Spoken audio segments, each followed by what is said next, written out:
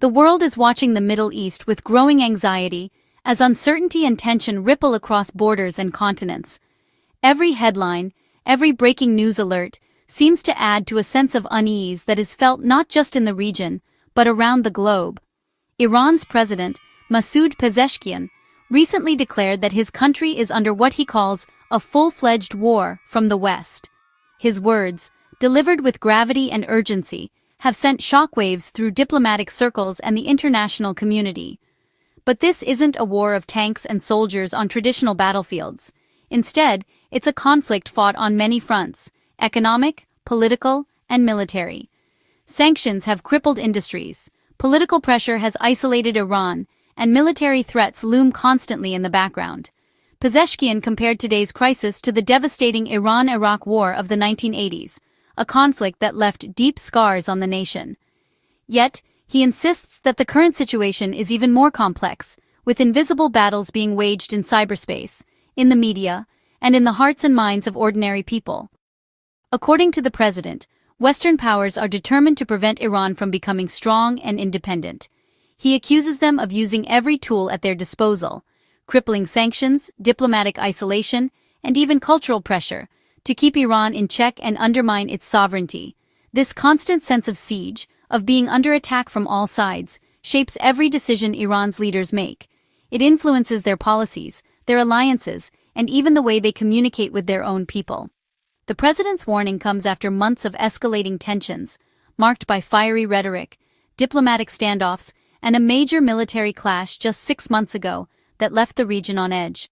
For many Iranians, Pezeshkian's words are both a rallying cry for unity at home and a stark warning to the world. They reflect a nation that feels increasingly cornered, yet determined to stand its ground and assert its place on the world stage. The timing of his statement is no coincidence, coming just days before a crucial US-Israel summit where leaders will decide how to respond to Iran's actions and ambitions. The Middle East is entering a new, more dangerous phase, one where every move, every decision, could have far-reaching consequences for the entire world. As the stakes rise, the eyes of the world remain fixed on this region, waiting to see what happens next. To truly understand Iran's current war footing, we need to revisit the dramatic events of June 2025, a month that changed the trajectory of the Middle East. In the early days of that summer, tensions that had been simmering for years finally erupted into open conflict. Israel, acting on intelligence and growing fears about Iran's nuclear ambitions, launched a surprise, large-scale airstrike deep inside Iranian territory. Their targets were not just military bases, but also nuclear sites and key infrastructure, aiming to cripple Iran's capabilities in a single decisive blow. Within hours, the United States joined the operation, deploying advanced bombers to strike Iran's most heavily fortified nuclear facilities. The coordination and scale of the attack stunned observers worldwide. The aftermath was devastating. Over 1,100 Iranians lost their lives, including senior military commanders and top nuclear scientists. The strikes left a trail of destruction, sending shockwaves through Iran's leadership and population. Iran's response was swift and fierce. Retaliatory missile barrages targeted Israeli cities and military sites. Despite Israel's advanced air defenses, some missiles broke through, resulting in the deaths of 28 civilians and soldiers, and leaving parts of Israel in ruins. The world watched in alarm as the violence threatened to spiral into a much larger regional war. Emergency meetings were held at the United Nations, and news outlets broadcast live updates as the crisis unfolded. In the aftermath, the U.S. government claimed the strikes had set back Iran's nuclear program by at least 2 years, touting the operation as a major success. Iran, however, fiercely disputed these claims. Officials insisted that their nuclear program could be rebuilt quickly, and that the attacks had only strengthened their resolve. Competing narratives emerged, with both sides telling very different stories about the impact and meaning of the conflict. This deepened mistrust and made diplomatic progress even more difficult. The June conflict revealed both Iran's capacity to retaliate and its vulnerability to high-tech attacks. It was a sobering lesson for military planners on all sides. Across the region, anxiety soared. Civilians lived in fear of further escalation, and soldiers remained on high alert, bracing for what might come next. The military exchange marked a turning point, hardening positions and shifting alliances throughout the Middle East. political leaders and military commanders scrambled to reassess their strategies.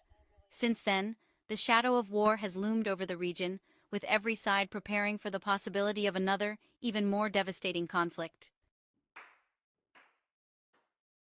The alliance between the United States and Israel is one of the most enduring and influential partnerships in modern geopolitics. Rooted in decades of shared interests, military cooperation, and mutual security concerns, this relationship has shaped the balance of power in the Middle East. Today, the U.S.-Israel alliance is at the very heart of the ongoing crisis, drawing both praise and criticism from around the world. The partnership is a focal point for regional tensions, fueling both hope for stability and fears of escalation. President Trump and Prime Minister Netanyahu, both known for their uncompromising positions on Iran, met at Mar-a-Lago to coordinate their next moves. Their close personal rapport has only strengthened the alliance, allowing for swift and decisive policy actions. Their message to the world is clear: pressure on Iran will not only continue, but will intensify in the coming months. Both leaders have made it a central pillar of their foreign policy. Netanyahu, facing security challenges at home, is pushing for even more aggressive action, calling for the disarmament of Hamas in Gaza and a crackdown on groups he sees as threats to Israel's security. He is also urging the U.S. to target Iran's expanding missile program, which Israel views as a direct and growing danger. In response, President Trump has revived the maximum pressure campaign, reimposing harsh economic sanctions on Iran and tightening financial restrictions. The U.S. administration has also threatened further military action, warning that any provocation from Tehran could trigger swift retaliation. For Iran, this united front is seen as a coordinated campaign for regime change. Tehran's leaders argue that economic sanctions and military threats are two sides of the same coin, both designed to destabilize the Islamic Republic. The impact is felt on the streets of Iran, where currency devaluation and public protests reflect the mounting pressure. Military parades and defiant speeches are Tehran's answer to what it sees as foreign aggression.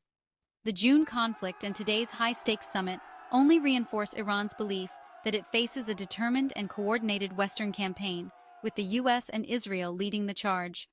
Every move by Washington and Tel Aviv is scrutinized in Tehran, seen as part of a larger strategy to weaken, isolate, and ultimately reshape the Islamic Republic's role in the region.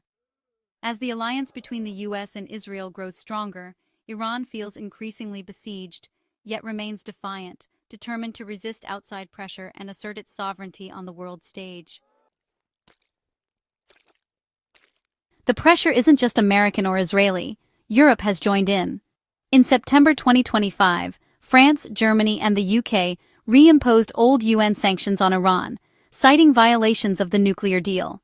Iran's uranium enrichment had gone beyond civilian needs, alarming Europe.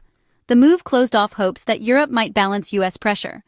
Now, any company trading with Iran risks penalties, deepening Iran's isolation. Tehran sees this as betrayal, Europe siding with Washington. The economic siege is now global, not just American. Trust between Iran and Europe has collapsed, making diplomacy harder. For Iran, the West is united in economic warfare.